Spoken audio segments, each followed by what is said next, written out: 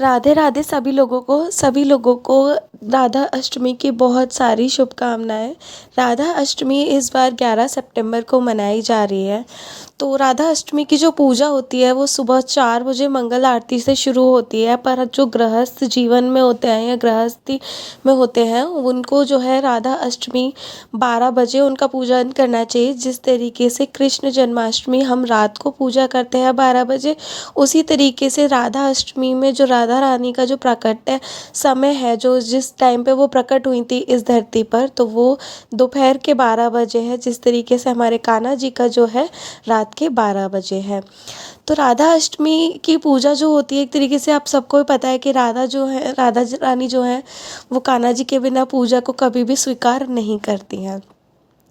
तो राधा अष्टमी के लिए हमने क्या क्या करना है पूजा में, उसकी वीडियो आप लोगों के साथ शेयर कर रही हूँ। तो यहाँ पे हमने एक कलश की स्थापना करनी है। पहले नीचे हमें डालना है अक्षत। आप प्लेट पे या फिर कहीं चौकी पर पे भी इस तरीके से उनको कलश स्थापित कर सकते हो। तो हमने यहाँ पे चावल अक्षत के ऊपर कलश रखना है। कलश को कंठ तक भरना है और कंठ में आपको मौली बांधनी है। उसके बाद उस पर स्वास्तिक बनाना है कलश पे। उसके बाद इस तरीके से आम के पत्ते जो हैं इस तरीके से कलश में डालने हैं और इसमें आपको हल्दी की गांठ, सुपारी, 1 रुपये का सिक्का, गंगाजल, ये सब भी डालना है। ठीक है, तो ये सब भी डाल करके आपको रख देना है। तो इस तरीके से यहाँ पर हमने आम के पत्तों से इसको कर दिया है। उसके बाद हमें दीप कलश बनाना है। तो दीप कलश बनाने के लिए हम फिर से उसके ऊपर जो कलश का जो गर्दन है या उसमें हम कंठ तक जो है वो भर के उसके ऊपर हम यहाँ पर अक्षत रख देंगे और उसके ऊपर हम दीप प्रज्वलित करेंगे।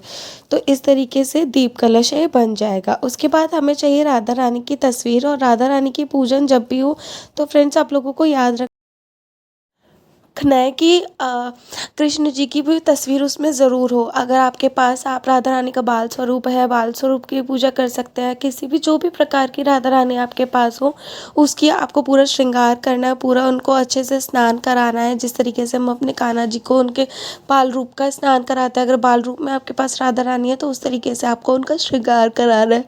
अगर आपके पास बड़ी राधा रानी है तो उनको उनके हिसाब से आपको श्रृंगार करना है। उसके बाद कोई भी पूजा जो है गणेश जी महाराज के, गणपति महाराज के बिना अधूरी होती है। और अभी गणपति जी भी चल रहा है तो आप उनको भी वहाँ पर पूजन कर सकते हैं या वहाँ पर भी आप राधा अष्टमी का इस तरीके से कर सकते हैं। तो गणेश जी को अक्षत पे विराजमान करके और हमें राधा रानी को भी विराजमान करना है। तो इस तरीके से हम उनको विराजमान कर देंगे। राधा अष्टमी बरसाने में बहुत ज़्यादा धूमधाम से मनाई जाती है। तो आप भी अपने घर में कोशिश करें कि बहुत धूमधाम से मनाई जाए। और राधा अष्टमी का जो व्रत होता है वो सप्तमी को होता है, एक दिन पहले होता है और 12 बजे दोपहर तक खोल लेते हैं। उसके बाद आप भोजन ग्रहण कर सकते हैं। ठीक है, तो यहाँ पे हमने इस तरीके से किया और राधा रानी को हमने माला समर्पित की है तो माला समर्पित कर देंगे। उसके बाद हम गणेश जी को दूर्वा समर्पित करेंगे क्योंकि गणेश जी को दूर्वा बहुत पसंद है। तो दूर्वा समर्पित करेंगे, उन्हें कलावा समर्पित करेंगे वस्त्र की तरह, या फिर आप जनेऊ भी समर्पित कर सकते हो। और यहाँ पे हमने राधा रानी को और कान्हा जी को भी जो हम वस्त्र अर्पित ना करके हमने यहाँ पे उनको कलावा अर्पित किया है। तो इस तरीके से हमने भी यहाँ पर भी कर दिया है। ठीक है, तो आप उनको फूल चढ़ाएं। गणेश जी महाराज को आप लाल फूल चढ़ाएं, राधा रानी को आप कोई भी तरीके का फूल लगा सकते हैं, चढ़ा सकते हैं। खासकर लाल रंग का ज़रूर चढ़ाएं क्योंकि माता रानी है। उसके बाद हमें भोग लगाना है। तो भोग हम गणपति जी महाराज को लगाएंगे पर उसमें तुलसी जी नहीं होनी चाहिए, तो इसीलिए उनका भोग हमने अलग से बनाया। उसके बाद हमने यहाँ पे बनाया है मिठाई है, उसके बाद माखन मिश्री है क्योंकि कान्हा जी को माखन मिश्री बहुत अच्छा लगता है तो इसीलिए।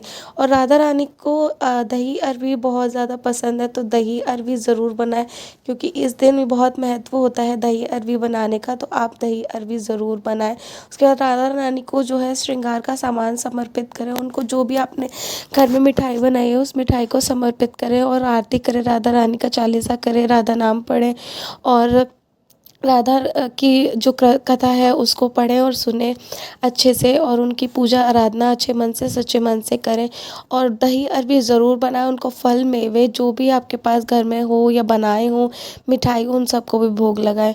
तो फ्रेंड्स उनको दक्षिणा भी देनी है, आप लोगों को दक्षिणा करनी है, उनकी अच्छे से पूजा करनी है। उसके बाद अपना व्रत खोलें।